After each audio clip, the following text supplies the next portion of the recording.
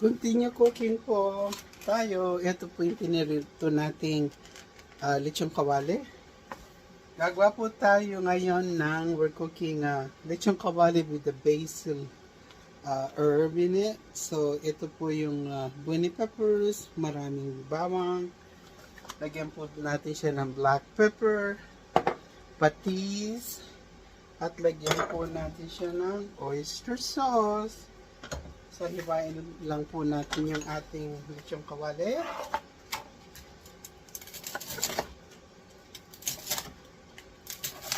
Depende po kung gano'ng kalaking gusto nyo. Ito po mga 1 bite po siya. Okay, so let's continue. I'm gonna continue chopping our lechong kawali, guys. Let's start cooking, guys. Ito na po siya. Mga ano po siguro ito. It's about 2 pounds. It looks delicious already by itself. So we're gonna put a bunch of garlic. This is 1 head of this frozen. 1 head of large garlic. We're gonna put the garlic while yung oil po hindi siya not too hot because we don't wanna burn it. And then this is about 3 large bunny pepper. That depends, see if you want it spicy, you can put more. If you don't like spicy, put less. Alright, but it needs to have konting po, a little bit of kick. Okay, so hintayin po natin siyang maluto, ma-brown ng konti. Oh, I can smell the pepper na. Sana magustuhan niyo po itong recipe. Actually,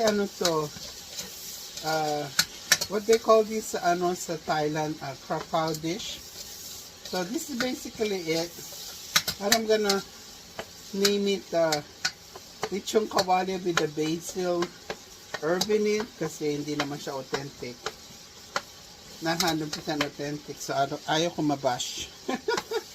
So yeah, it's a easy dish po. Masarap siya. Eat it with the rice. So yeah, you have to wait a little bit para matoast yung ating pepper and garlic. Red pepper, bunny pepper, and garlic. Okay, let's start, guys. This is a quick one, okay? After the garlic saka yung pepper na toasted, you're gonna add oyster sauce.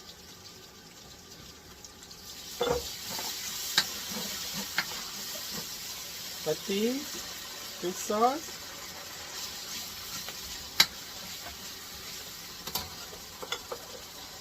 Black pepper,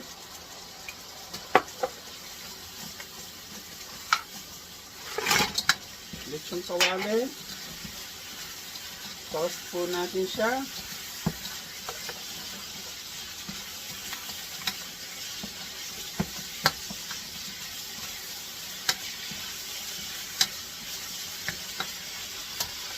I forgot the sugar po. 1 tablespoon. Halo-halo. Naka-high temperature po siya. It's almost done. Kunin po natin yung ating basil.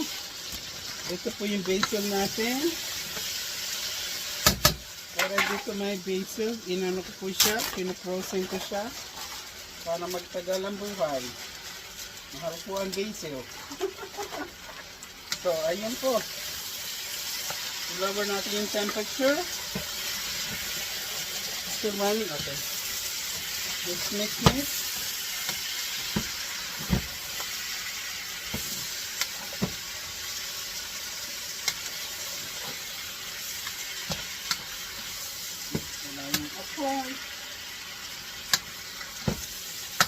Okay, tansya-tansya lang po yung basil.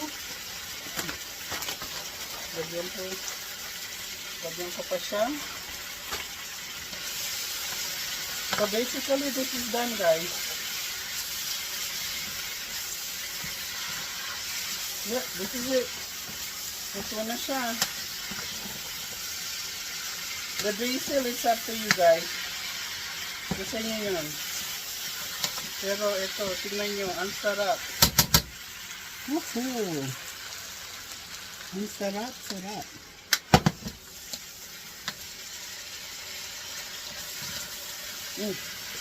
Perfect, guys. Plating na natin.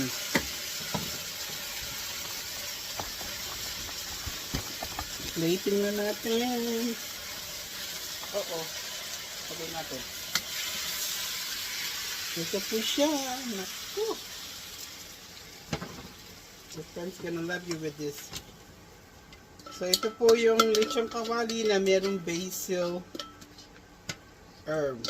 Ang sarap. Ang dali lang siya lutuin pati. Iusin natin po siya ng konti. Ito po siya. Diyos ko, ang sarap niya. Ang dali pang lutuin. Sana gawin niyo po ito.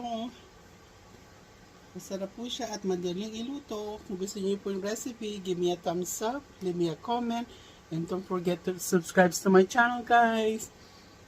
So you can name this pork belly krapaw or lechong kawali with basil herb.